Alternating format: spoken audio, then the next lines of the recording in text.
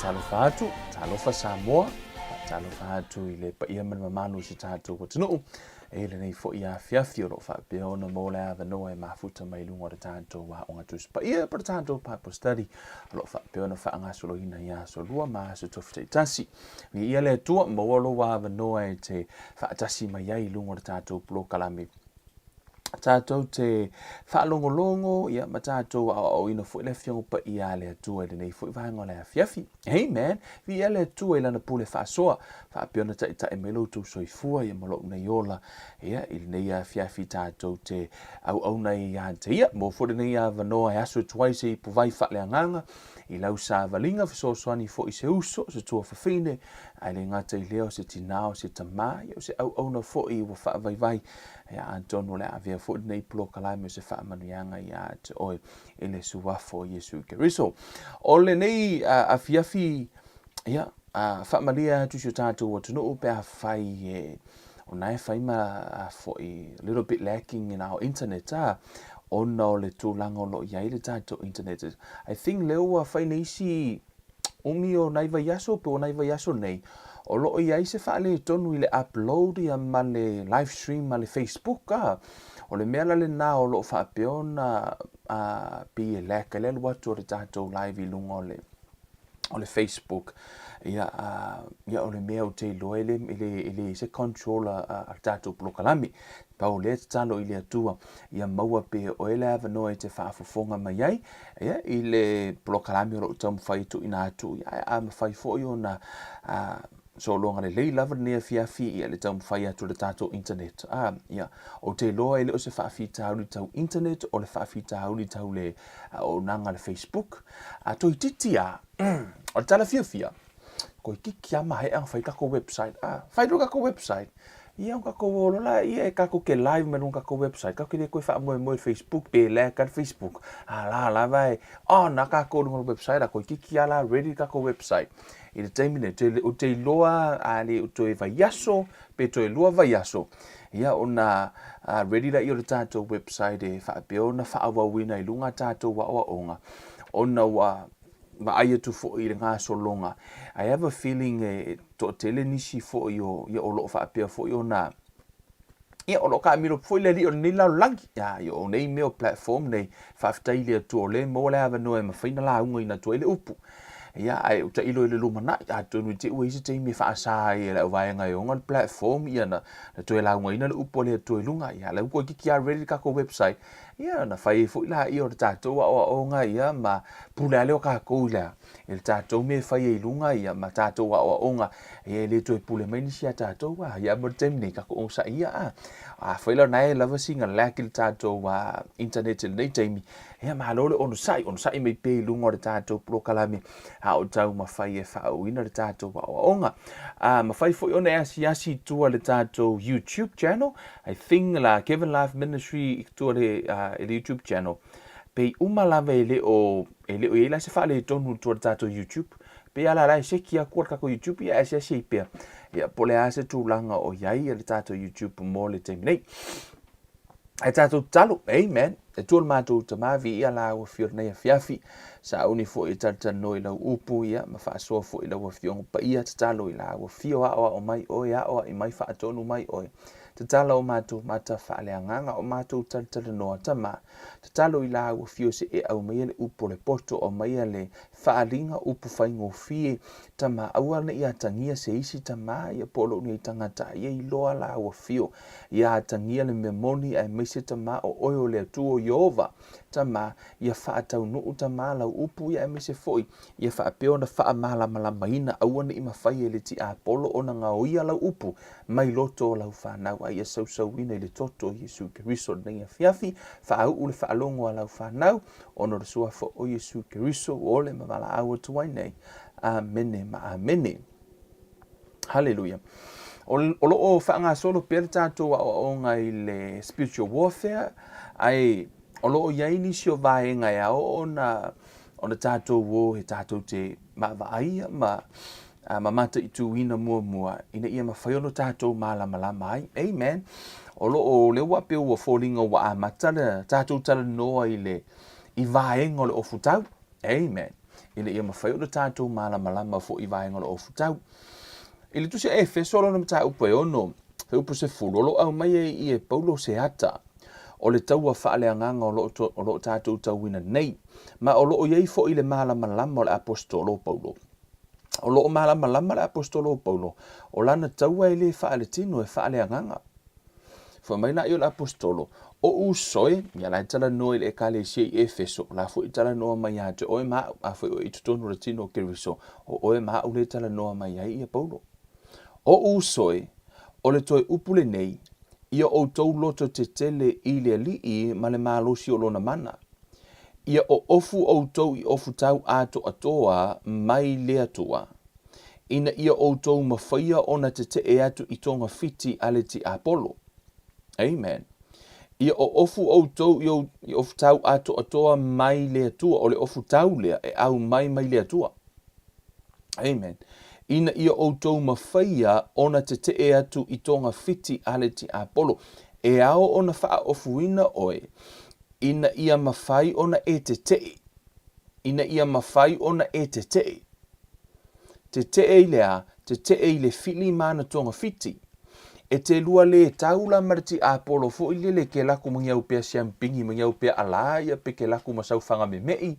Ia po sau sa pelu po le a fo I situ langa po sau fanga fo I le ke laku mo oe. E te le taula fa pe na ma le fili lea. O le fili lea. E te tau I wha lea nganga. E eile ngā ruenga le tangata o lana ngā ruenga o le te e tonga fiti ale ti Apolo. Whaafewhea ona e te e le ti Apolo mana tonga fiti. Amen. Nela tātou lata tu ala tātou mata upu afa mai. A wā tātou te le tau matangata a o li isili mawhai pule ma li o le pouli uli o le nei lalolangi a toa ma nganga leanga I mea o I le langi. Lewa tau mai I le apostolo, tātou te le tau matangata e whaini tino whaapea. A o le tātou taua, o le tātou te tau ma nganga ma li isili mawhai pule o le vani monimo, o mo meo a ngelua, spiritual being e le mwa ai o tātou mata, whaafewhea lana lua kau e laku maupea ala e sau o le anganga. E le mawhaila ona lua tau. Paula le mea mawhai ei ona e tau wina le taua o le a. Tau o le taua I le anganga. E te taula ona e lafo le taua I le anganga. Amen. A tu ulai oe le taua I le anganga, fo mailo le tala tuspa ia, ua au le atua ma I tātou. Amen. Ue a vea le taua I le atua na te tauina. Hallelujah. Amen. Fai maila I o tusi le apostolo. A wā tātou te le tau matangata a o li isi ili mawhai pule, ma li o le pouli ule nei lalulangi a toa ma nganga leanga I mea o I le langi. O le mea lea, I o outou tango ai I ofu tau ato atoa, mai le atua, ina I o outou mawhaia ona te e atu pe a o I le aso vale. O le ale taimi e tau te e ai. E ei le taimi e le saonga le mu po le aso vale po le aso le tala whiangai. O le aso lea ua sau ele ti Apolo e sau e o sofa ia oe. Na mana ia laval sa vali a atamu ma ewa I le whaatoanga I le a matanga. Se ia o ina, se ia o no o I le aso na sau ele ti Apolo ma whaase se ia ewa. O lea, o le taimi le na, o to inga aso na nai ta ua lea, ele tuspa I o le aso vali. O Yesu fo imalanga ngā luenga, ele o whaapeo leo langa a toa lavo Yesu no sa tofo ina ele ti Apolo. No, there is a moment of time na alu ele ti Apolo e tofo Yesu. Ai ino ualu watu le ti Apolo e tofo Yesu, o la fo ino fo tāpena ma Yesu. Amen. Ele whaapea o kaimi uma sa kofo e ki Apolo Yesu. Sa ele taimi na whameleta la tuspa ia na ia tu uai o ia mosi na taimi. Ele taimi a latu ti Apolo le mawhaia Yesu, to e hadu. Ko e halu alu, ko e sau, ko e laku, le mawhaia Yesu, ko e hadu. Ko e sau, ko e hadu. E pia whaapea nā fo I lalo tātou o langa. O taimi uma lava, so longa le leimea I lau sa valinga whaaleanganga, a iei fo le taimi o toilu I tau leo langa. O taimi la ia, o tonga fiti ia le ti Apolo le ui mai a te oi, lea taimi ma lea taimi. Lai whamaritala le tuspa ia, e te matala ai. Whamaido la ia, ole nei, sufa, I nā tutu mau ia outou, o fusia outou I le sulu ngā titi o le wha maoni. Ia, la utango e whaongale upu mea moni. Le truth ona a whaaperetania le whaamaoni o le faithful. Ai o le upu le tatauna tui I o le mea moni po le truth. Stand therefore, having girded your waist with truth, having put on the breastplate of righteousness. So o le truth la le tala noa ile foi upu lea. Ia auni e whapeo o whaalea o ngā ina le upu whaamaoni. Ia ai ona a whao ngā le upu whaamaoni. Whaingatai ona e mau o le winga o le ufutau. Amen. You guys all right? Pea o whao ngā ina le upu mea moni. Ka kwa Samoa la whao ngā le upu mea moni. The truth. Ole afiafira nei le na tātou aso tofilante nei le na tātou tala noa ai I mea moni e whaatatau le tangata mane ti Apolo I se ata na vali mai tua le whenga inga tuwai o le amatanga o le avea o e mawhili o le ti Apolo ai le ngata fo I lea o le afiafira nei e pe o le alu se tala noa I le ina ia vali le ata lea o le mea moni e whaatatau le ti Apolo Ia kongo pauangi la fiafira kako kalangoa ki Apolo ona e tatau ona tātou tala noa ai. Ia kongo ki o whapesesi. Hanga e kalangoa me se me ola I se anganga. O le mea le ngai ala inga saule ki Apolo ma malo so o ia kako. Nanga kako kele o ilore ki Apolo. O le tele o taimi. O la lava e tu fesiri le stangata. O le mea pito I siri ona whaingatai le tātou savalinga whaale anganga. O le tātou le iloa po o fele po pe whaafena saulu ti Apolo. Ai o le afo ili atua wa le kele o kaimi a kupu se mea ki oefa mai o le finga ngalo leo le atua. Really? Ai le o le ti Apolo. Ai ei fo ila mea o lau fo ua kupu vo ili le pe o le teimi o lana sau haina fo ia Israelu. E la tātou atua ine, o ifo la tātou va ai pe ai se ana foi mai le tala Yesu le ti Apolo ko te Yesu foi upu foi le tau o le atua te au auna iai. Le no fai atu ia te outou, e o lava ti Apolo, o la foi au auna ia I le atua. Tonu la sa whaawhingatai si tangata foi le nenu foi mai o rongo winga ngā luar ki Apolo ma le atua. No, e le ngā rurue. Le la tātou atu e vali atu le asolo nei, le fiafi nei. Ma ia e malama I le ti Apolo waso stangata tau la, vai te tau ona e iloa le fili. E le tau wa Amerika ma le Middle East. E le tasi o tau wa o laifo e mai Amerika o la tau e malo. Ai tu sai maritala wha solo pito. E to atele atu fita Amerika na mali liu le tau lea. Na ilo o tangata ia sa la tau. Ai ina ua vaele mafu anga nalai ona to atele fita Amerika na mali liu. Fo mai ino waku kuala le waku ngi lunga e kaule I lunga ko ngā mau e atu ile no fuanga lea. La tau te le malama e le iloa e Amerika fita Amerika le mea lai no foi tangata nei. Mo mio to ngā vau e la tau te le o iloa le mea lai no foi mea lai nalai. Ona to atele fita Amerika na mali liu wa ile tau lea. Aisea, o le malama I le battlefield. Pe le malama I le tau wala e whai. O la o atu e tau. O le ala o mafua o na afia. O na la tau te le o iloa le me oso mai le fili. Si, se vaila le tā ua tele o lou malama I le fili. E au ona e iloa le fili, ma e iloa le lei. E leo whaapio teimi uma fu e kau ise kaua. No, e le teimi e tau wele taua, au le tele lavo teimi, we enjoy our salvation. A iei fo le teimi te tau wai ona e tūnunga tau le taua. Peo Israelu, tele lavo teimi o la lava na matango fira la tō fōlaunga. Ana iei fo le teimi, sa si tau o tuai si au tau, ia matutu mai fo la tō ia tau le taua, fa pēnā fo le tātou sa valinga whale anganga, e le teimi o la lava so longa le lei mea o mai lau e ka le sia o lou a inga, e fo le teimi o so fa ia I o e le ti Apolo.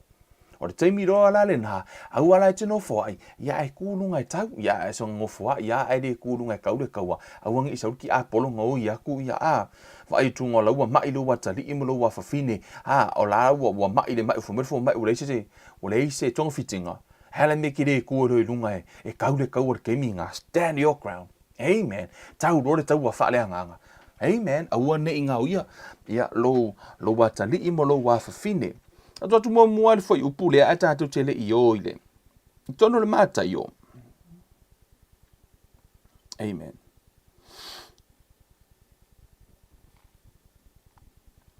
Mata i oro na mata upu e.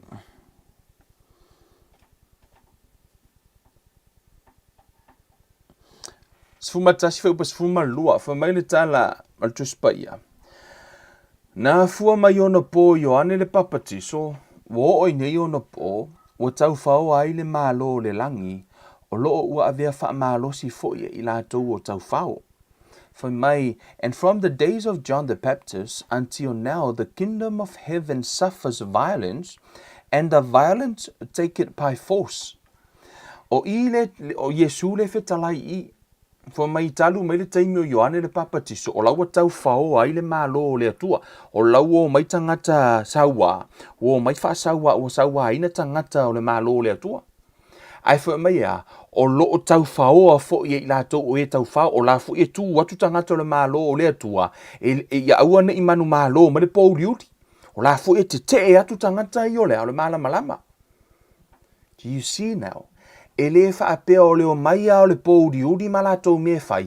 O nga e ngofo ala i molo loko mawalalo whai mai. I alanga lai whai mai kuspa I o keiminge I o mai mea ngai. O keim e sao. O lai whai mai tuspa I o teimine o mai teimine. Ai le whaapea la akako ngofo ia. Ai kako ke le ke le fili. O le atali ala le fili. Mai. Le ala tala noa Yesu I. Fa mai talu le taimi o Ioane le papatiso o tau fao ai le malo o le atua, o lo o tau fao fo e o tau fao. Po le a lava le sau o ti Apolo ilona sau la sau el taimi le neima swing o le olanga ma le sau o ti Apolo. O la sau e ngaoi lo a inga, la sau e ngaoi lo to olua, ngaoi lo whanau, ngaoi ave le ola soifua malolo ina ia te oe, o le violence o ti Apolo. Au ala te tu ua iai. Au te tu ua le ti Apolo le manu malo, au foi te tu ua le ti Apolo se ava noa e mautu o ti Apolo. Me ala le nae leilo ono e tu tau whao loa. Amen.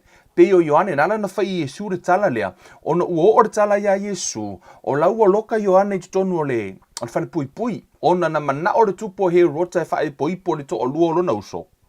O le mea lena mana o ai le tupo he rota, mana o le tupo he rota e whae pui pui lea, i le to o lua o lona uso.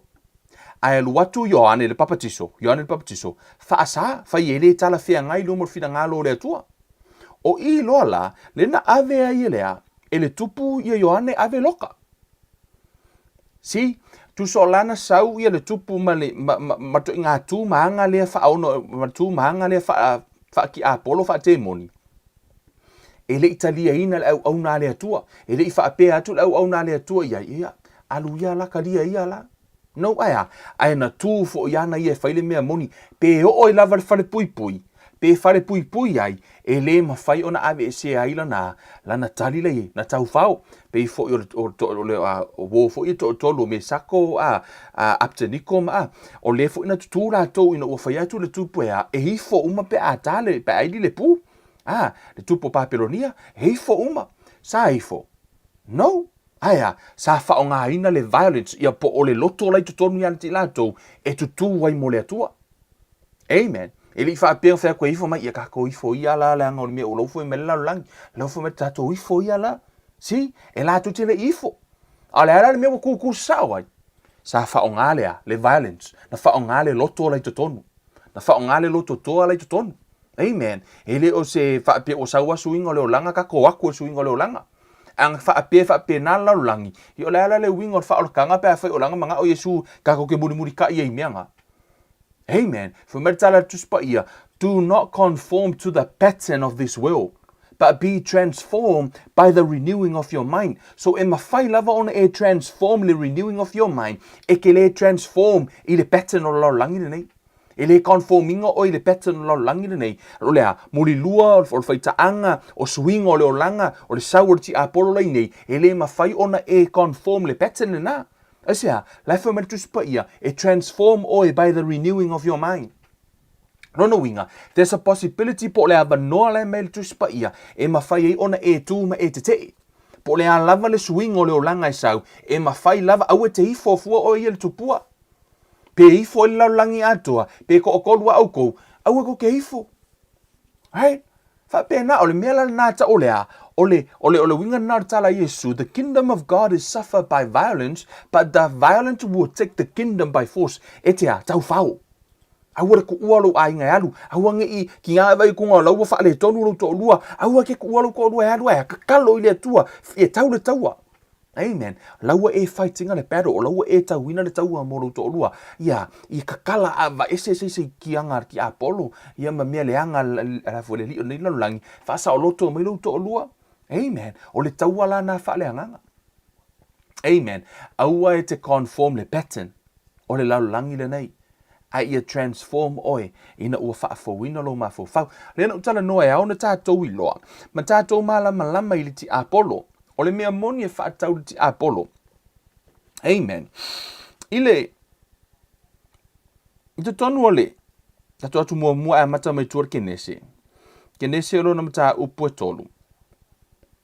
I tua I le foi upu lea ina ua. Le ua umona whaaseina I le ngata a tamu ma Eva. Fesili la I o le atua ia Adamu e se auru ai la au mai Adamu o fine na e au maia. Fesili le atua ia Eva. Le ai meo ai la au mai o le ngata na whaase me teau. Faliu lo le atua whaile tala le I le ti Apollo fo mai. Fe upasubal wha. Ua sili lo ma laia I manu vai wha whanua oma. Ma manu vai wha uma lava o le mau. Ino ua e whaia le nā mea. E te sosolo I lo manava o le efu e te ai I aso uma o lo wola. Fai lima fo mai o te whaatupuina le wheitangai a te o lua male whawhine. Wheitangai male whawhine. O lau whanau fo'i malana whanau na te tui momomo lo ulu a o oe e te tui momomo lo na muli vai. O le mea lo te manao ia te oie e mwa ai foi upu lea e iei le whanau o le whawhine e iei fo'i le whanau ale ti Apollo. E iai le whanau o le ti Apollo. E toa tele fo ilana whanau. O tō mana tua fo le whetalai ngā Yesu le na whaile au Fariseo fo mai o tō nei to te whaalongo I lo tō tamā. Le ti Apollo. Right? O lana whai Yesu I a fo I le au Fariseo o le tō tamā le ti Apollo. No winga, e leo se whanau a le atua le au Fariseo. O tangata ia, o tangata su atuspa ia e whamai Yesu o le tō tamā o le ti Apollo e leo le atua le tamā. Si, e iei la le whanau o le ti Apollo, e iei fo ila le whanau o le whawhine, o ai le whawhine le tutonu I. E tutonu mai tua le kenese se I pā ia luma o le whawhine o lai tala noa nisi. Te le la o onga ese I, amen, hallelujah. Te le o onga ese Faatatau I le whawhine. O le tautonunga le toa tele, o le whawhine o lai tala noa ia Israelu. Tala noa nisi o le au su tuspa ia o le whawhine o lai tala noa I le e kālesia, the church. I matua fo tātou o le mana mea le atua. Amen. So, o le ngalo ia te oe. Excuse me. Na whanau mai le tama le whawhine. Hey, happy Mother's Day. O kua mankua ko le Mother's Day ia. O ka ua whawhine. Pia le atua. Amen. I le tō waso tina. O tau iloa o le whawhine na aulo na ngafa I le atua ele iau se ngafa o se kamalo. Yeah. I say o le perfectanga is a seed of a woman. O le whaamanuianga lea o le lalo langi sa iai. Ona paule nei o le lalo langi e whanau. I le lalo langi o angelu. E le whanau se angelu. It's not recording in the scripture pe iai se meo tu sia tu spa ia whaapea e mawhai o na whanau se angelu ia pe e nistu langa e whanau I angelu. E leo tā ua tono tu spa ia. Na o whawhine lava, o le tasi leo vaenga tā ua o le iai o whawhine I to tonu o le lalolangi, ono o lātou o le ola. O lātou na whanau mai, e o fo I le atua, sa whanau mai Yesu ke riso, liu tino tangata, sa tau avela e le whawhine. Mea le nai ala ina saule ngafa o le tusia mata yo, tu fai tau tusia mata yo nai saule ngafa. Saule ngafa mai a Abrahamo, fa solo mai a tau ya Tavita, fa solo mai tau ya Josefa, ngata ina le ngafa. Ele I o le ngafa ya Yesu e sea, because it's not a seed of a man. Ona ele o sea, ele o se sua o se tamaloa. Ai olea, o le tama le whawhine. Ai e fai tau le ngafa o Luka, na e tusia, Luka o Mariko. Yeah, pea se sila wangana. Nai sa wale ngafa tau ya Maria, whanau lo e Maria Yesu. Amen. Ono ole a, ono ole tama le whawhine, e le o se ata li a se tamaloa. So o Yesu la, thank God for mothers. Whawhetai I lea to ole wala auina tele le nao o tina, o la tau lea sa tau ave po le tina, na tau ave ina lea tua o tua, I le lalo langi le nei. Amen. Hallelujah. Praise God. Ia la lea tua I mora tau fo ia. Happy Mother's Day at o tau malava. Au I la le we vai me e le whanau le whawhine, e fo I le whanau le ti Apollo. Hallelujah. Yeah, let's look at demons. Ke mongi ma o whangaunga ki Apollo le whewhia ngila lang. But now wo e loa mai e le whanau ti Apollo. So o tu se Isaia. Le la tatou wo mua. Ia e malama la. Ile ti Apollo. Sa tatou tala noa le vason tene. Ai o te loa. O le kele o vaenga o le kusi le ele I mawhai o na tatou tala noa lava yaso. Ale la tatou wo e kavane fiafi mata tatou whaitau ma whai upu e sfuma lua. Amen. Fua mai. Oi, ua whaapea o na pau mai le langi o oe le ua pupula, le atali o le tae au. Ua taia oi lalo I le ele, o oe sa wha to I lalo ina nu ese. O oe fo I sa e whaapea I fo I lou loto. O te alua I le langi, o te si I tia I lunga lo unofo ali I sili fetu a le atua.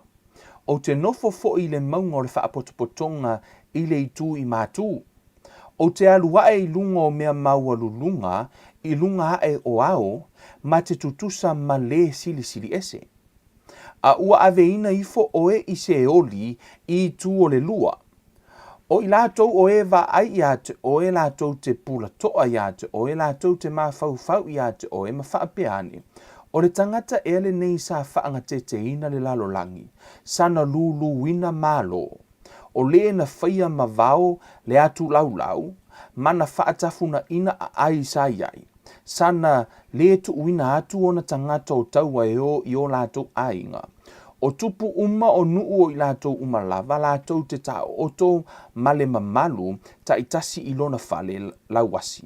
A o oe, walafua ina oe, ua le ai soutu unga mau, e peio se tā tupu ua inosia, ua ufitia I ua fasia, ua tutui I lātou I le pelu, oe ua o ifo I maa o le lua, e peio se tino oti ua solia. E le whaatasia oe ma I lātou I le tuunga mau, a wā ua e whaumatia lou lau ele, ua e whasiotia lou nuu, e le tā ua lava e whaavavau le whanau a mio leanga. Ia o tau sa uni le whasinga o lana whanau, ona o leanga sala o lātou mātua. Ina ne I lātou tutu I lunga ma whai mō lātou le nuu, ma lātou tumuina le fonga ele uma, fonga ele uma I ai. O ila I le vaenga lea mai le whai upu se furu ma le lua e whaatau e whaangata le whai upu e lua tasi o inai whaaso le whai upu lusu lua. O le tala noa ia sa tani po lusi felo. Ono le whaiperitania. O lai tala noa ai I mata uaile ngoa lusi felo. How you are fallen from heaven, O Lucifer. E paua leo le whai upu I to tono le tuspa ia atoa e mauaile ngoa lusi felo. E whaalongo ngeiso se keimea ka ui lusi felo o le popular I o le ngoa. Anga le kasi ale ngoa, kasi ale vaenga I to tono le tuspa ia ka ui lusi felo. O le angelu lea. E ala no utama whai e au maile tala le whaatatau ia lusi felo po o le ti Apollo Satani. O le te whai tau mai I, o lai tala no le tuspa ia o ia o sa whamai sa whailona no whaali. Whamai na mana o si ilo no whaali I siri atu I whetua le atua. Le umana tala no tatum ta upu o solo, tatum ta upu no vai asonte nei to e alu iai. Ai, o ifo, yo le a eva ai le ata le no whai atu ia te o tau le vai asonte nei. O le tala anga o meo tutupu I le lalolangi, o le alava le mea lai tupu I lalolangi le nei. O le result leo le meo lai tupu I le mani monimo yo po o le anganga. La utango saa e vatu whaatita inga, to te ilo le mea lai tupu I Samoa. I le whainga pālota ma mea umalai tupu. It's also o le result o le mea lai tupu I le spiritual realm, po le taua I le anganga lai tau. Yes. A tato atu I lunga tu I. Fo mai le tala le tusi le ilunga atu. Mta upu le ai le tala noa le mta upu ya Lucifero fo mai. O le aso fo i e whaafile muina ai o e Yehova i lo tinga ma lo atu vale malau ngā ruenga ma mawhasa e whaia. E te sauni ai le nei whaata oto i le tupo Papelonia ma e whaapea atu a we ua mawai atu o le na whaasaua, ua mawai atu le na whao auro. Ua ngauia e Yehova le sasa a e a mio leanga o le to'o a e na pule, o le na taia nuu i le ita tele, o le tā o le au, excuse me, o le tā i le au noa, o le na pule i nuu ese i le ita ma le saua na le vau ia. O le tala nosi i sau lava fai upo toru le fai tau e so taimi o te le tātou mata upo. E sau a tau lalo i le fai upo se fulmantasi. O lai tala no i le sau wao le tupu ai o Nepukanesa. Le faa maua lungo le tupu o Nepukanesa. Malona sau wa e o lava i nuu tutua o i uma lava. O le pule i Nepukanesa. O le matua i maa losi le pule anga Nepukanesa i nuu nei. O Nepukanesa lai le tino. Le tala no tuspa ia. O lai matua i maa losi la na pule anga. Ma faa maua lunga lo na loto i lalo le tino. A o tua ifo i le anganga, le lunga ifo le anganga, o laenga lue i tua le anganga le o Lucifero, le tala no e fai upas fulman lua. Mea le nana leina umalona tala no i a Nepukanesa i a Papelonia. Tala noa lo mai fo malea tua i le anganga la i tua atua le ale tupo Papelonia. O ai, o Lucifero. Le fai mai lo tala ai fo atus pa i oi, ua whaapea ona pa u mai le langi o e o oe le ua pupula le atali o le tae au. I e eiloa, e pe fōlinga o le nātura o le Tiapolo lai sai ai. Ma le mea na pa ua le Tiapolo, o lea lava repeat le history le o Tiapolo. Lea fo e sau le Tiapolo, e sau fo i to e whai tangata.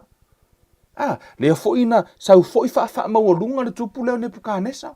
O mea oma ma le malosi o Nepukanesa, lea fo ina wha maua lunga ina. Amen. Man tātou wa ai atua i lai i, le ai o le Tiapolo, o le makua maka ukia fo ia wanga whainga i mālo te tele. O tala anga la pe o tō wa ai, o Papelonia i le vai tau lea, o la tau lea na pū lea le lalolangi atoa. Amen. Matua i mālo si a o le afoi, o Papelonia i le vai tau lea. Le vai taimi le tano i, o le mālo si la Papelonia le na ave whatanga tōtau o mai tupu. Ma pule i Papelonia i le tele o afoi, o mo meo atu nuu, o nuu ma vaenga umalava le sala vei ma Israelu, le na ai whatanga tau Israelu mo le fitus fu tausanga. Amen. Ono le pule anga, o ile anganga laitua, o le anganga o Lucifero, o le ano ufa iatu ia te outou, o le ano outa ua le whetalainga, e le aso na ufa apea atu wai o ti Apolo, lai au auna ia, o la au na le Tiapolo i le atua. I tono le tuse Jeremia. A tatou vai a Papelonia o to te tangata la to te whaatusaina Papelonia i lea. I se pule anga leanga, po se pule anga sawa, ma le tala whea ngai i lumo sila whanga le atua. Amen. Ono tatou umalava na va ai i ai. I tono le tuse Jeremia no mta upo e lua fitu. Whamale tala le atua ina ua whaawe tangata o taua ina Israelu. Na whaongala e le atua Papelonia e whai ina ia ui mai ei lana whaasalanga po o lana whaamasinonga. Ia, o le whaonga ina o le whaamasinonga o le judgment le atua. O na whaasala le atua i lona nuu. O na tuula ia le atua i lalo isi tangata e avea o ina mai ei. Whai lana judgment. Na tangola le atua whaonga Papelonia e whai ei le whaasalanga le fitu sutausanga o Israelu e whai le judgment o Israelu. Le ala e tala no e le tusi le mai le tala le tusi pa ia. O a unei ua o whaia le lalolangi o tangata mamanu ua ilunga o le fonga ele i lo umana tele ma lo ulima wha loa loa ua outu uina atu ai foi i le ua tatau ma lo umanatu. Fo mai la e fo upoon o le nei ua outu uina atu e au o ia nuu uma i le lima o Nepukanesa, le tupu o Papelonia, lau au auna. O ai, Fa mai le tala ale tuspa ia, fa mai le atua o ne pukanesa o lana au auna. E au auna matangata ile atua, o ne pukanesa ile ifo ile atua, ile os tangata sa. O tangata sa ile au auna le Tiapolo ma ifo tupua ma. Ai fa mai le tala ale atua, o lana au auna. Au tatu ilo uma, ile ifo ile atua. Ha, sa fa mawalunga ile atua. Amen. Ai na whao ngā ina i lea tua, ea, e sasa i lalo lana whanau, ea o ina i lana whanau. Amen. Hallelujah. Yes, so keimi kako kalangua i le whaengai nei, au leo o tamu whaia vari atu le ata, ia e loa le ngā lue le Tiapolo le e le lalulangi, le pukanesa, malona malo si anga, o ailana ngā lue i tua, la sala ngā lue i tua, le li i leo ai, Lucifelo, le anganga le anga leo satani, po satani le sa tala no i tu spaia to atu la tu Ezekiel lo no mata upu e luas ful malvado o le fu ila tala no i o le tupo turo le tala no tu spaia i o le tupu lea e mata utia i o lona tamau ainga vaenga mua i tutono tala anga i mata upu e lunga atu pe faitau ta upu lus fulu fitu a lus fulu wono lo fitu fa solo mai i o tupu le o turo o i sa fai mase o ngā tonu o fe Faatatau inga the trading fe Faatatau inga fo ilele peyo au tanga fa atusa turo le taimi nei ile lalulangi peyo sainga kako ilo uma sainga o akungu uma lalulangi o lai fai akau uma sainga o ka avale, o momi o lava, o mea uma made in China. Pe fa pe na la le nu le o turo. Le tan no tus pa ia e fai tau mta upuna i luma atu. Na tala noa foi mai o mea uma foi mai o ia na sa fai fa tau uma mai ai tangata i lea. Ia tunu. Na, o ia la le o ngā kokongo trading kele mea tamau a ingo lea o turo. Lea foi lau fa ma o lunga i le tupu le o turo. Fa mawalunga mana tua auto o turo ele o se nu o le atua. Amen. Le au mai i le ata o le lalo langi ma le anganga lai tua. Le ala i le Tiapolo i le ala tala no le tupu le o turo. Fa mai le fa mua o mai fo ile afionga Yehova ya te au fa pe mai le atali i o le tangata. Ye e fa yatu i le li o turo. O fa pe ona fetala i mai o le li o Yehova. Ua faa maua lunga lo loto ma ua e fai mai o au o le atua. Ua au nofo i le nofo o le atua i le sami. Ua e faa tusa fo i lo loto i le fina ngalo o le atua. A o le tangata lava oe e le o le atua. Ua kango le kupu lea faa kusa longa loko o ia o le atua. Ai fai maritala tuspa ia o oe o le tangata. E ke ranga pe ia wa tupu lea e fia ai e fia ingu. Amen. E mai ki ngā le uru lesi kaimi. Amen. Tupu la lea. Ai fai mai o ia o tango wha atu solo no loto o ia o le atua. Ai fai mai le atua o oe lava o le tangata. So se isi lava e o ia ile to ai ngā langona le nā ua wha maua lunga lo na loto ma wha pe ifo o ia o le atua. Po ua wafoi. Ua ia tau wo ilona loto le mata utia o ana fai unga ma vaenga uma fa pea ilona pule ma lona marusi anga ele o se anga o le atua le fo ilana fai ele tupu le o papelonia la nga lue tua le tupu ai la nga lue tua le ia Lucifelo le anga le tali o de taiao na tal no tu spaia ayo o ma il tu se kielu o le tupu le o turo o le fo fa mo lunga lona loto ai fai mai o ia o le atua fa atu solo no loto i le atua ai fai mai o ia lavo le tangata ta tu fai upus fu malua. Let's pick up from verse 11 fai mai wo o mai fo ile o le ala wo uma na tala noa i le tupu o turo i le tangata pe o oi laua ave ile fe au le atua i le tangata le aloa laua ave le fe au i le anganga lai tua o le tangata. Right? Le ua ave le fe au ile li isili po olea le anganga le ngalue mai eitua le anganga le mafu ai ona fa maua lunga le loto fai mai dola ia wo o mai fo i le fionga Iova ia te au wa whaapea mai, le atali I o le tangata, ia e sauni atu se pese au o lo whai I le tupu o turo. Ma whai atu ia te ia, o lo o whaapea na whetalai mai o le alii o Iova, o oe nā, ua e wha mau whailonga ina le ato atoa. Ua tumu oe I le poto, ua ato atoa fo ilo mātango fie. Sai e tena oe I le whaato anga le atua, na lilo ia oe I maataua uma, o le salikea, ma le tōpasi, ma le ieloma, ma le tāsesa, ma le soama, ma le iesepi, ma le sāwhaira, ma le nōwheka, ma le pereketa, a toa ma auro, na whai au topa, ma au whangu, na saunia ia I le aso na whai ai oe. O I le te vaai atu ai, o le ti Apolo na whai, e le I whanau. Ale foi mai I le aso na saunia I le aso na whai ai oe, sa whaura ti Apolo peo atamu na Eva, na whai e le atua. Right? O I fo I le tā ua mai sai e tena, o le tupu leo turo, e le iai e tena. Pre-Adamic le tano, le tuspa I le e tena I tu atu. Le sa pule ai lea, ia le spiritual being lea. Le ala e foi mai e matau tia I o lea, o lona mātango fie, o mea na whai ai le whamatala me le tuspa ia. Sa whau I mō maatau o tō pasi, I e loma o le tāsesa, o soama, ma le iesepi, o vaenga umai o le sa whaira, ma le no wheka, o le whamatala me le tuspa ia o lava I le auro, ma mea maataua, na whausia ai lea. Man, I'm telling you, if I kau kui, wa ui lo ma fau. I'm so amazed le au le lei o le kangaka lea. O kei lo o kangaka piko o siri le au le lei nga whai e le atua. Le tanu na tuspa i. Le mata utia o le mamalu ma le matango fie na whai e le atua le angelu lea. Fo mai na ia, o oi whai suman wha, ia e loa po ai le ti Apolo. I want you to know. Le ti Apolo.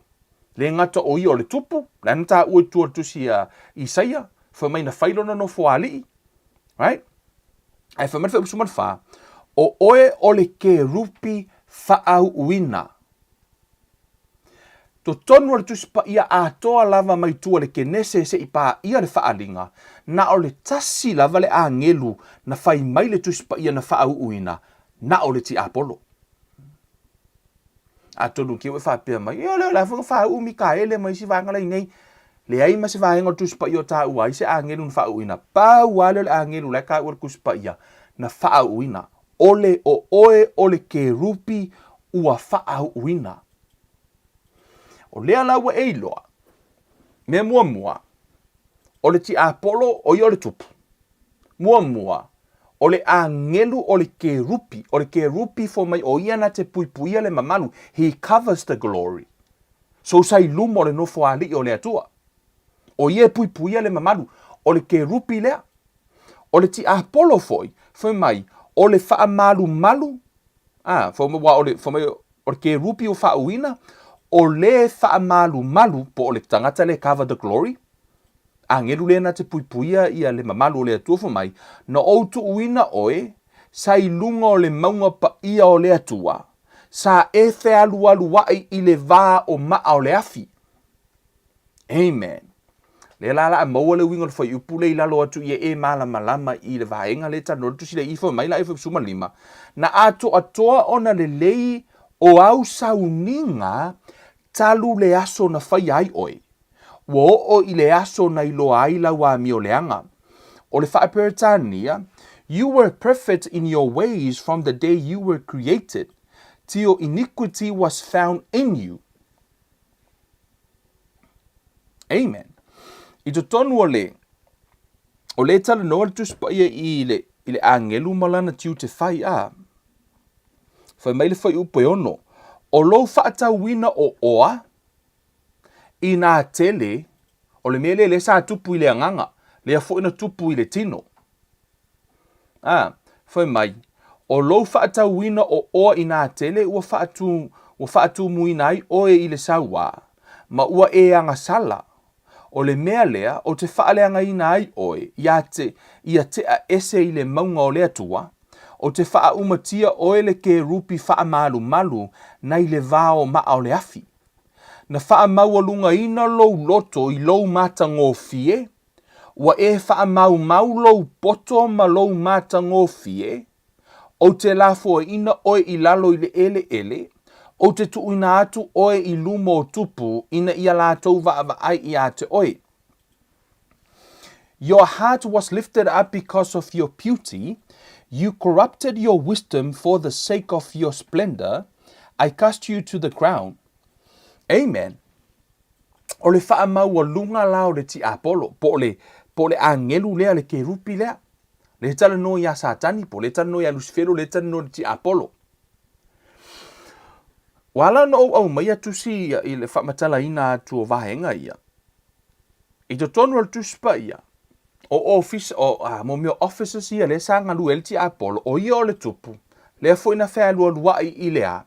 I lumo no fuali o le atua. O ia o le kerupi. O ia fo i sa avea matupu. A o lea fo e tā ua tutono le tuspa ia. Na fea lua i le vao le afi. I le maua pa ia o le atua. O ia fo i o le osi taulanga. He was also a priest. Right? E pe e fōringa lai te vai me tutono i. O le tele ia tofinga lea sai lea. Le angelu lea. E le ngata o le tupu. O ia o le osi taulanga. Ai o ia fo i o lea. O le ke lupi na te wha malu covers the glory. Pau fo i le angelu fo meltus pa ia na wha uina. O lona winga. E le aima se si o tātou. No even near. E laka longa poko mo longa ka mai ngai lo ki Apolo. E le ai fo i la se isi lava le lalo langi ngai se fai fe au. Po o sesi se fai e vangalia, po o sesi e sili aku longa poto le Tiapolo. Mai le ai fo i la sesi nga wha au uinga lalo langi le ngai, e sili aku longa wha au unga ngai lo ki Apolo, except one. Na o le toa tasi lava le tangata na ola lalo langi le nei, e sili atu lona wha au uina, ma sili atu lona matautia ma lona mahalosi ma lona mana, na i lo le Tiapolo, leo eva ai mai i, e le se kamai, o le angelu le o Lucifero, Satani, e le una i eisi. E malama i le whau unga. Na mua whau uinga le ki Apolo. E le i whau uinga se whai au penga i se whau unga lunga o Kevin. Penga whau uinga se pale mia po se sui pale mia po ska pengeka. Po i lava ka ngaka la i ku ainga whau unga. Aua ne ngalo ia te autou. Na mua whau uinga ki Apolo.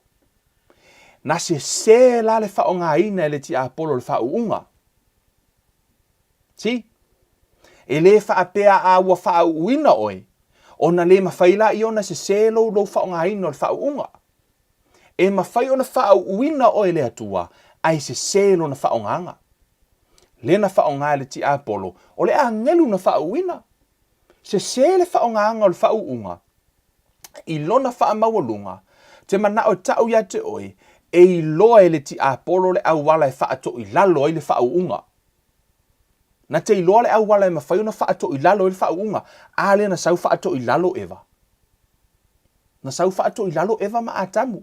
Sau whaato i lalo le whao unga sa ia eva ma atamu. Na sea, malama le lei le Tiapolo i le mea tau le whao unga.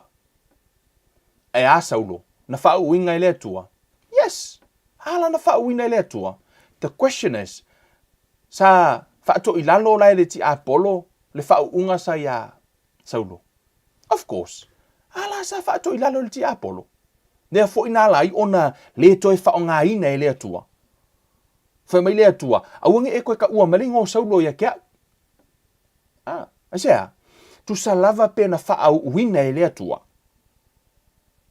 Tu sa lava pena whao uina e le atua.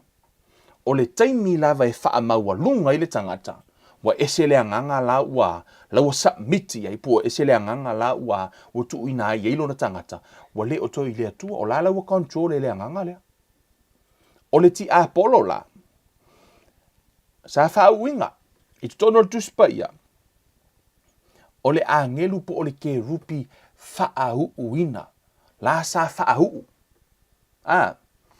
Tatu atu la le tatu mai tu whenga tuai e no mana o ia te o ia e malama lama. E le ula se sile ki Apolo.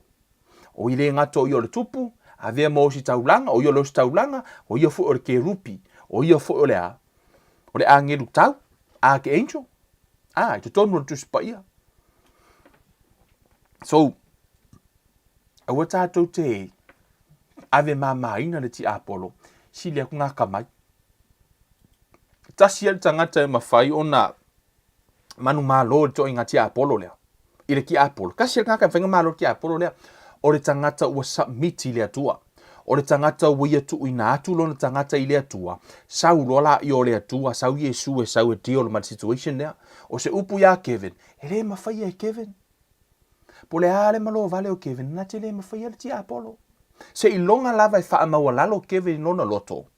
Ma tu e Kevin le lona tangata i a ao le atua. Le atua o au le nei. Whai mau mea whainga ruenga. A o whai atu la lau o submiti le atua. A turi la ue le atua e whai se au. Po le a lava la le meo te whai atua. Po a lava ngi ke mongi a kuria kwa ue le atua. E wha alonga umala ke mongi. Au whai akwa ke mongi o ese whafo le swafo Yesu. E o ese a ono lana turi mai a ue le atua. Ono lau o submiti le atua. Tasi ala le tangata e mawhai ona manu malo le ti Apolo. Na o lea tangata na i tonu ke riso. E mawhai na ia whaato i lalo ila. Mea nafe me tala tu spa ia siri le mano si o le i tonu ia te i tātou. Na ilo o le o i le lalo langi. Le anganga o le lalo langi. Siri le anganga na i tonu ia te oe na ilo le anganga la i le lalo langi. Amen. O natu atu lola i lumar whenga fau. Amen. Hallelujah. O nisi nei o tu singa le lumo o whenga fau. E se le taha ua fo le tātou o siasi ai. I le tusia luka. Rona mta upo e wha. Whai upo e ono. O tō mantua fo i le toftofonga ti Apolo. Toftofoino Yesu i nungo le maunga. Toftofoino Yesu i le vau. Wha mai. Sauri ti Apolo wha mai. Ona whai mai lea o le ti Apolo i a te ia. O te avatua, upu le wha o ngā i, o te avatua, nono winga, o lai e le ti Apolo. Lea le mea le ti Apolo, le la ave a Yesu, whai mai. O te avatua i a te oe le nei pule uma. Le nei pule uma, ma lo la tau ma malu, a wā ua tuuina mai i a te au, o te avatua i foi i le o te manao i ai. Foi mai le tala le ti Apolo ya Yesu. Foi mai o lai a te ia le pule uma i malo. O e tango lai ave ya Yesu. Pe a ifo Yesu. I te tonu i ele i foi mai Yesu e se le tala le ti Apolo. Mea mua. O lai saore ki Apolo. O lai a te ia le pule. Ana wha ape e pepelo le ti Apolo. Wano wha longo wha ape se tala se tasi au na se tasi o whailaunga. Wha ape e pepelo le ki Apolo ele o ia ke ia se pule. No. O lai saore ki Apolo i. O lai a te ia le pule. Ana wha ape e pepelo. E nono winga ele o se wha o so songa po se toftofonga. Ai sea, ono lai loa Yesu e pepelo. Ai ono lai loa Yesu. O lai saore ti Apolo. O lai a te ia le pule. Mea le nā le whai mai ti Apolo i, o na whai mai leo re ti Apolo i a te ia, o te avatua i a te oile nei pule uma, ma lola tau mamalu, a wā ua tuuina mai i a te au, o te avatua i fo i le o te manao i ai. O lala sa ia sātani a to le pule, o ai na tuuina i ai. Na tātou whai tau lumar ke nese na tā upuru vai asole te nei, na tuu ele atua le pule ia a tamu ma eva. Ona whaato i lalo la i e a tamu ma eva ele ti Apolo, o i nā lona, le na tu i nā tu e a tamu ma eva le pule ele ti Apolo. O lea fo i lau wasau i le ti Apolo, kau ma whai e whai le shortcut i, tau ma whai e aua ne i a, au mai le pule i a Yesu, tau lawa na i fo atua Yesu i a te ia. Ona au mai la i o le pule, au mai ma le a, ma le malusi anga umo laulangi. Nena mana o ti Apolo. E whai a Yesu. Amen. E le i whai mai Yesu e se. Ono o rea. Lai sao. O lai e pule le ti Apolo i le lalolangi. O lai pule le ti Apolo i le lalolangi. Tato atu le si tusi. Tono tusi a Ioane. Whitalai ngā Yesu. Ioane lona mata upo se fulu ma le wha. Iau tau iloa. O Yesu le Yesu ma ti Apolo. Le tatu fai tau atu mai tu tonu tu spaia. Amen. From the scripture. Na afu te atila sila mai ai. Fa upa tau se fulu fa mai le tala Yesu. I fetala inga Yesu fa mai. O te le to e tau tala atu ya te o tau ini upu e tele. A wā o le a sau le a lii o le nei lalolangi. Na whaingoa Yesu le ti Apolo. O le a lii o le nei lalolangi. The ruler of this world. For mai, I will no longer talk much with you. For the ruler of this world is coming. O aina whaingoa Yesu o le ruler. Le pule le lalolangi le nei. Other translations for mai, the prince of this world. Nei lalo, King James Version for mai, the prince of this world cometh and he hath nothing in me. Whaingoa Yesu le ti Apolo o le Berenice, po o le pule, po o le rula, po o le tupu le laulangi le nei. E le I whaingoa ina e se afoi. E se si o tangata le o Yesu le whael tala lea. Yesu le tātou li imu tātou whaola. E tari tonu Yesu o ti Apolo lai pule laulangi. Yes, a le tātou te vai e tuai I. Ona lai loa Yesu, o lena ave I atamu ma eva. Le lana tofo ine le ti Apolo, o lai loa Yesu, e sa ore ki Apolo.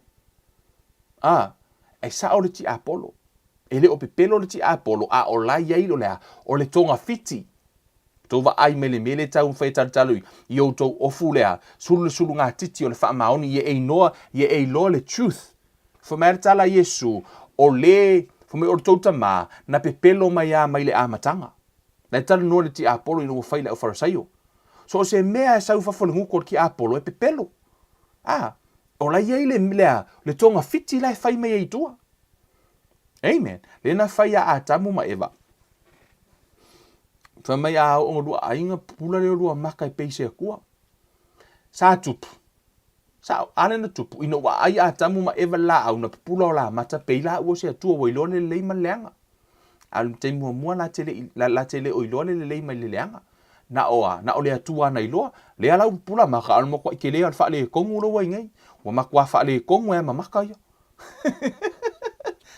Ono lau wai loa sa mama va ai atamu ia va ai kule la ama yo eva le se lava eva mama yo va ai atamu ai ino wa nga sala loa ko la ama eva o makua e vale ko o makua le pa o le ya va ai atamu ai se ono o lau wa ile na tu nga sala e ma fua mai lai le pe fura to fonga le fai olea tonga fiti ale ti Apolo. O le makua ia ka mai or ki Apolo. E le uraise si na wha uina na te iloa fo ilea. Wha to ilalo le wha unga. Tau te iloa tasi vai tolu a ngero le langi nga sau ki Apolo ma au mai. Kasi vai kolu a ngero le langi. Nga sau le ki Apolo nga kongi ese mai le langi. So imagine, kasi 1/3 of the angel sa corruptes ele afo. Ele ki Apolo ma fau a ngelo nge. A faina mawhai ele ti Apolo na wha se le tasi vai tolu o angelu o le langi. E against I lea tua. Aua langi e wha apea e le mawhai o wha avalea ka kou ki Apolo. Aua ni o tātou wha apea. E malamalama ki Apolo kuspa ia. O mau uma ia nga kou whai kau koe I. Nga sau fuat ki Apolo ia kwautul kuspa ia Yesu. Ne lei fuat la ungar ki Apolo. Na fa mertala tu spa ia na faia na sauninga na fa alu wai o yo lo staulanga malama ku spa ia malama le upo le tua. Amen. Hallelujah. Fo mai la io tala tu spa ia fa fetala nga Yesu o te le to tau tala atu ya te o tou ini upo tele awa o le a saule ali o the ruler of this world. Fo me o le a saule ali o nei la langi na fa atusa Yesu le ti Apolo o le ali o le nei la langi. I tono le Lua Korini tōna mta upo e wha. Whameritala Paulo I. Wa whaatau aso ina manatu o ilatou, o ele tali tonu, ele atua o le lalolangi nei. O le tala noa Paulo I mata ua le upu atua o le alai titi, atua o le lalolangi nei. ina ne ipupula atu ia te ila toule malama o le tala lelei i le mamalu o Keriso ua tusa o ia ma le atua. O lea whaapongi sae le atua o le lalolangi le nei po o le ruler of this world. O lea ua tala noa Paulo i, o lea tala noa i le whea ngai ngafau. Ina ua maliu Yesu, whamele tala le tuspa ia. Ua tuu ina mai ati tātou le pule ma le mana o i rola lela ula tulo e vavae ai, o ai oe, a o ai le whanau le lalolangi. Kako amakanga le na utala noa tua i le whanau le whawhine, ma le whanau le ale ngata. Whanau ale Tiapolo. O ila, o ila tau e o talia Yesu a vea maari i whaola o tātou fo i o le whanau o Keriso, o tātou leo le whanau le malama whama Yesu, e le lalolangi outou, ai le so le lalolangi. Si? O Kevin na, e le lalolangi ia Kevin, ai le so le lalolangi. E o fo ia te oi, o ta uina o le atali o le atua, e te le lalolangi la, ai le so le lalolangi oi. I le lalolangi la ia, o la e pule ile Tiapolo o le system la le whaia le lalolangi le nei, le world system. E le o le atua la inga lue i tua. O la inga lue i tua le Tiapolo. A tono to tele i o le ale agree ai, let me tell you, ke le popole le ngā mea. Peke agree, peke le agree ai, now I'm telling you the truth. O le lalolangi a toa le nei, the world system. O la inga lue i tua le Tiapolo. Mea fo le nau e vai e tu le sau o le telefoni, o le sau o mea uma lava le nā. One day, o mai e loma le a, fa ilongo le lima. Ma le moa ulu. Wa sau o au information uma o tu wai. Na wa ta ua tu spa ia. So e fesidi mai la ia te au, o ai la ngai whaia ngā mea. Ala ta ua tu spa ia o le Tiapolo. O la lava ngā lue le a, i le mea lilo. La ngā lue le o le anga i le mea lilo. Fa mai, se ia ave e sea le o wha alave lave, la tano tu se te Salonia. Se ilonga lava e ave e sea le o wha alave lave ma lalolangi nei, o ai la e wha alave lave. O le ekalesia, le nganga pa ia le na sau ta pena le ekalesia. O le ekalesia, o le taimi lava e ave e sea i le ekalesia, ave e sea i Kevin ma oi. I le lalolangi nei, sau lorki Apolo, wa pule sau ngoa lorki Apolo lalolangi nei. O le ala e tātou te whaatari i le taimi o le si itianga. Le tātou te whaatari i le taimi le nā, e ave e sea, o la ala e whaakari le ki Apolo. I le keimi se ionga lave ave e sea kākou, whako a mawhai o ngā whaari mo anga mele, anga mele anga i e whai. La lava la ngā lue, la mio le anga, la tano tu se te Salonia. La ngā lue ai le teimi le nei, the world system. Fe whaataua inga le whai le teimi le nei, o la lava ngā lue le Tiapolo e whai lea, ni fe whaataua inga le world system, o la lava e le teimi a, e sa wai tasi le pūlenga, na tano tono tu spa ia. I lea fo le miti a Nebuchadnezzar, se i wha solo mai lava i whai ngā malo, se i o lava i taua nai ta ua tua tu se whaalinga o mea uma lava na, o lea lava e a ngā i ele lalolangi. O laua umana tango lea tua wha amatala mai matau mai e lea tua i to tonu o lana fionga, mea o le atutupu. Pau a leo le tusi. To tonu o le lalolangi atoa, let me, some people compare e tango wha tusa isi tusi pa ia. Pau a leo le tusi le lalolangi le nei, e moni ma wha maoni. E ala no whai atu e paulo le tusi, e le ngata na tu sia e le anganga o le atua. Male lona lua, pau a leo le tusi na tau no uma perfetanga lai tara no ai, o tau wa ai perfetanga i saia mara vaenga uma inai tua. Pau a leo le tusi na iei perfetanga, sa tau no. Which mean, o lai sao. A whaina ini perfetanga ai le tau nuu, longa winga lai le, pe o le au scientisi. O le wang whai mai o lala a ngoko o le aku nuu, ma le aku nuu, predicted lako su enga, le ima se me o kau nuu. Ono o le la tau fo ia prediction, fo ile le la tau va ainga. O laku le so nga whai mai o lala a, o le su enga wha scientisi fa pe o le si fie tau sanga o nga fo explode la i o lesi fetu o le langi ia. I la tau fo su enga, wa uma ua fia fe kausanga, e le ko explode la, o le pepelo ia. E le peila o tuspa ia, la tala noa mai le tuspa ia, i mea uma lava na perfecta mai le tuspa ia le whanau mai o le tama, na whanau mai le tama le fine. Yes, tua lava le kenese, le na whatau nuu whenga ngā fau. So o la na tau nuu. Amen. Na whanau mai lea. Fa mai le tala i sa ia whanau mai le virgin, pe whanau mai le taupou. Sa tau nuu. Yes, whanau mai a Maria le taupou. Pau la leo le tusi. Ile o langa atoa malalangi nei. Pau a leo le tusi e sao. O lea, o le tusi o lo iai perfetanga ma le upu o le atua. Pau folo le tusi o lo iai lo na whaatau nuunga. Amen. Le ala o umana tau tusi e uma mai e le atua. E ho o fo i tua. Le utano ma le tusi pa i lea. Fa ilonga le 5. Ma le mua ulu. O le fesili. O tātou wa ai ai. Yes. Ana ua ilunga na ua introduce isi whalwhainga luenga. E whalwhainga luenga na ua atu a scanner. Ia lato o tono ngā luenga. O ia lato information. O wha o ngā lato. Mena utu i 5. O tā ua tono tusi pa ia. Ia. So le ala o tātou whai atu, o le o tātou wai atu i, o lai tara notus pa ia tusi mai, ma whailoa mai le ngā lue laura ti Apolo le kako ke kaungei, o la lai ka whao ale i siklisiango, ngā ke leo iloa, e piko i siringa poko akure ki Apolo na iloia.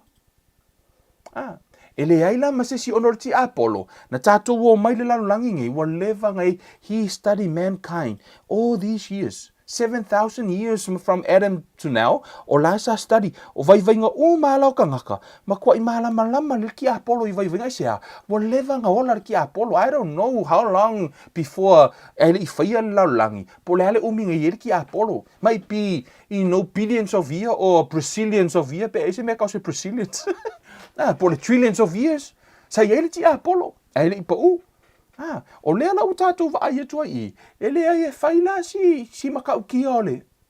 O lea, o le ti Apolo le tātou te whaasanga tau wai, e le ma whaia lai tātou ilo tātou mahalosi. E le ma whaia le fita, o lea nganga o le atua.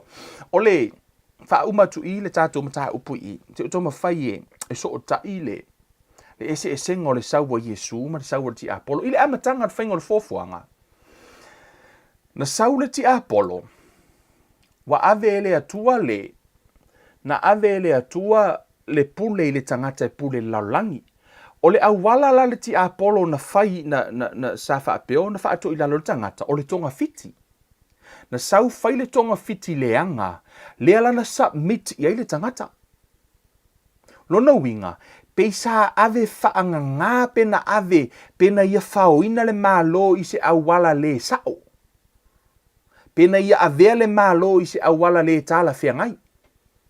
Right? O lea lau a pule le ti Apolo i le laulangi atoa. Sau lo Yesu.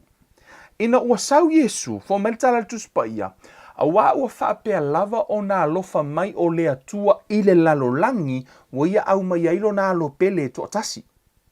Ina ia le whano se tasi whaatotua ia te ia, a ia maua le ola e whaavavau. Sau lo Yesu maliu to tongi le tau o anga sala fai umalava, fai le sao lo tonga mo le tangata. Ma fai le le malo le atua. Amen. Talia loa lai oe Yesu e ve mali in faula, ta ua loa lai oe le tali o le atua, o lea la ua iai oe le malo le atua. E le o sau la le atua, te mara e tu e mamlama le mea lea. E le o fosia atu e le atua oe, i le malo le atua. A faina e filifilia le ti Apolo, e le fosia la mea le atua, o le atua e le pei o le ti Apolo e fao mea. E fao malo, pe fai tonga fiti leanga ia malo ina ise mea, o le atua, e na tea, e tonu ma faa mahoni lana faa masinonga.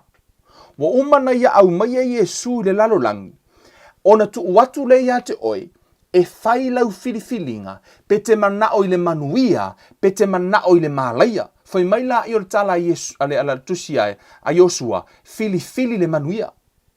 Fai mai i le asua tutu i nā tuwai le manuia ma le malaia, filifili le manuia. O lai au mai e le atua le filifilinga i le tangata, to e tau mai e le atua molona fina ngalo mo le tangata, filifili le manuia o ina e te ilo ai, le alofa o le atua ia te oe mau, e le manao e te filifilia le lalolangi, ai sea, ono o mai le tala le tuspa ia, ua o mai lea, ua o lau whaasi usi uina aso le ti Apolo. O ai umalala ak whaile whaasalanga o ki Apolo, malatou o e na muri iai. A o oe le ua umana, e le o fosia fo ila oe le atua, e le o fosia le whaola tanga le atua, e le o sau le atua mi milo lau lima, fo ile le makoso mai oe, pe sau le atua ua kuluka linga makoso mai o whaola kanga, no. E le i whape na le whainga e le atua au. Asia, o le mea ana o filifili a ula uloto ina ua over ai, i le whaolatanga ma o malama, i le sau o Yesu e sau e totongi a uanga sala, ma o te fia manui o te fia ola i le ola e whaavavau. E sili atu lo uola i le ola e whaavavau ma ke riso, na i lo uola i se oli, le mea wha mai e ilo, mai Yesu e le ini wha mai e ilo, ai le pepe. E whaavavau e forever.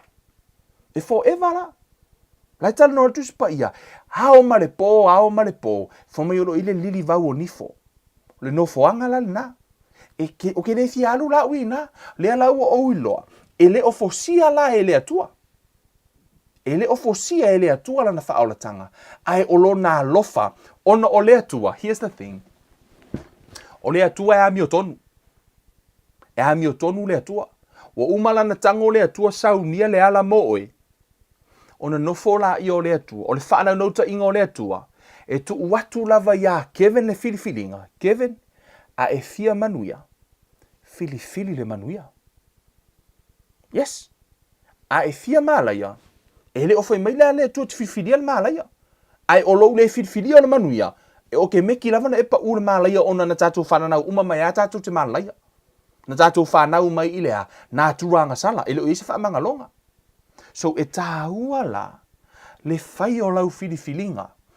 Ona, e le o sau le atua o le mālo le atua, e le kauanga unga, e le whaiangi campaign le mālo le atua, e le ngau le mālo le atua e sau e kisi. Yes, paule mea lai tal no mai ai, a e la nisi whaapea fo i lele, le wa ukalia inga Yesu le atua, le wa ukalia Yesu a ve mali in whaola, you owe me. Rei ki skaka fa pe olai o le tu ya la fo me ola wala ko fa se favor ile tu pe ala tu tali ina Yesu no o le tatu tali ina Yesu o kusa pretty much we are doing favor for ourselves ka ko kele o fa se favor ile tu nei o le ala wa ka ko fa ile favor mo tato wa ile o e ta wala lo tali o Yesu ave mali im fa ola ile fo lama mai e malama o oiringi fokuni mangor ki Apolo o le ala ta amilo la langi le i e femertala tu spa ia ta toti le la langi ai le so le la langi femertala Apolo ta to ampasa le malo le atua o le ampasa e le oio se tangata nu ai oio le o yo tangata la lu watu o represent atu lona nu pe le ampasa America i Samoa e le oio se tangata Samoa ai o le ampasa le malo America o lai tonu Samoa fo mai le tala tusi pa i o tātou ampasa o le mālo le atua. Le ala tātou te le lalo langi le nei, o le tātou mālo o le langi. A o tātou, o le tā lai le tala le lei, e whaatatau le tātou mālo, hei, o le fulia ri le siki sengi mako mālo ori. It's free. Si kalia Yesu ave mali mwhaono, si kala leile Yesu le mālo longa, e free. E le koko ngia. E free. E free le tala le whaola tanga, o le mea maua fua. Amen. A o tātou la le no mai le laulangi le nei, o tātou mālo la, o le ka recruit le kako mālo, le mālo Yesu. Le mālo na le ka le sia sau Yesu a vatu. Amen. Kako aku la ia fo me le tala le fetala inga Yesu. Well done. Amen. If you whaalongo le upunga, well done. Amen. Fai leo sau ngā ruenga taimi nei. Te wela tu langi for mai Yesu. What have you done? Wai sau wai leima sau mea ngatan. Fai se mea le taimi nei. Fai tanga tolo ai inga. Ta talo ai. Ia ave ese mai le mālo le pōdiuri. E mai ave le mālo le malamalama. Le mālo usai lia Yesu.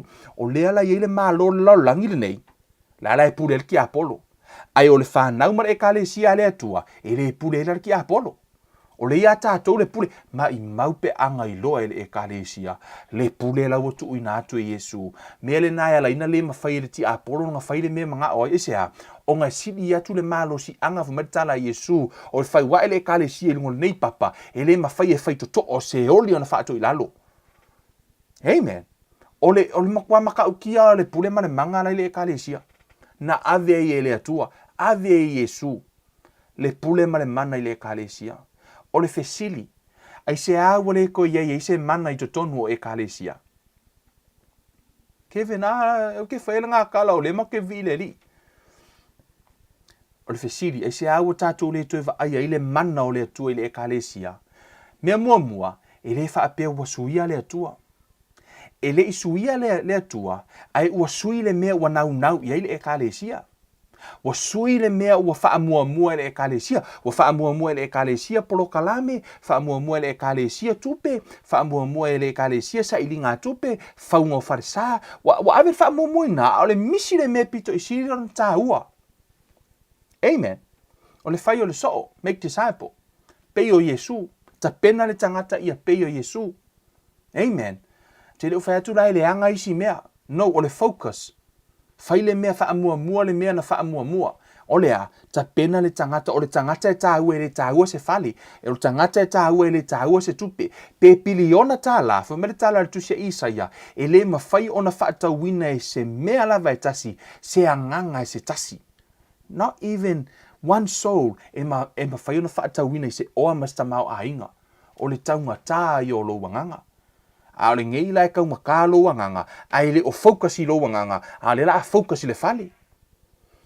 O ngā umala i o leo langa le ngei, e ke laku runga le langi, e le ima se mea lo wanganga nga whaia. Le ise ngā luenga na whaia. E te sāwala le langi pētalia Yesu, a le ila so kau i lefa merkala a Paulo. So now, ye e malama lama. Ye e malama lama o aile te lua tau le lalo langi le nei. O le ti Apolo, o le angelu whaauina o lona winga na te iloa whaato i lalo le whaauunga. O le ti Apolo, o ia foi o leo staulanga, na o Yesu ai tono tuspa ia lai tā ua i o le tupu ma leo staulanga. So e whaila si maka uki o le ki Apolo. Ai sili ai le mata uti o leo i tutonu ia te i tātou. Heo tātou, o ngana ne fiafi, watu fo e so sohani lau savalinga whaaleanganga, i e malama le kako ke le ula i le ki Apolo. Aia a whaina matua i serious a Yesu i le vaai, na matua i longa na vaai to toa Yesu ma whaato i lalo le ti Apolo. Tau fu ilana tātou whapena, tātou matala peo le apostolo fo mai. O flofu tau ato o toa. I ma whaina tātou te i tonga whitia le ti Apolo. Whaamanu ia le tua ia te au tau le tua le mātou ta maa whaafitai le neia fiafi. Whaafitai lo tua e whaamanatu le whaailoa. O ia te i mātou ta maa. Ona o le anga o lo o whelo lua i le nei la lo langi. E whaapiona sa ilia se eisi e ma whaina ia sa ia ta maa. Ta talo i la o fio se e pui manu lau whanau la vea ia te i la tau. Ta talo i lau whaola tanga i tutonu o mātou a inga. A wina atu se au whainga ruenga i tonu a ingo i la tau o lo mafuta mai lungo de neipolo kalame tama o taito o lua o whanau e ngā te leo tama o mātua tama o ala tau wo ta talo i la ua fio. A wina atu se au whainga ruenga tama ia a vea fo i la tau ma malama a vatu le tala le lei mo la tau a inga tama i o mātou whaola ina talia le malo. Le malo wa umone e fausia, le malo e le suia, le malo e tu mau e whaavavau, le malo Yesu ke riso, le malo le alo Yesu ke riso, wa uma ona e tāpina ina mo i mātou. Tama, mātou te whaafo i le vi inga ia te oelo mātou wa tua. Nei, mase iho i le whaavavau lava, ono le suafo o Yesu ke riso wa ole mawala awa tuai nei. Amene. Hallelujah.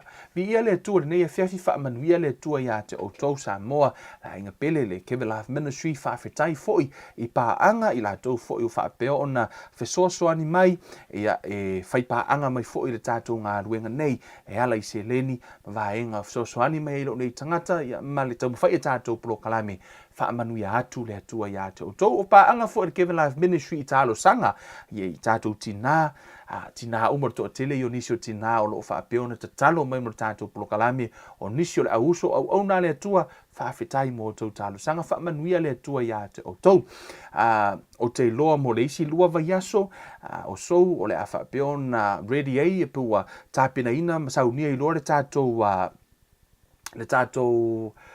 what do you call website o ina loa o le ama fai loa o na viu ina hai ia pe tātou te oe mata I lunga o na ua fai lava fo isi lek o le tātou o le Facebook live o te leilo po le alo na mafuanga ta tonu ia o se fa le tonu mai lava I le o nanga le Facebook e amor temi nei ia tātou toi whailoai I le asotofi I le lofa mleanga le leo le atua ta ito ilo to soifua ia malo nei ola vai I le lofa mleanga le leo le atua ma temi nei o Kevin Uluiva le nei a lofa tele mo o tou fa soifua ia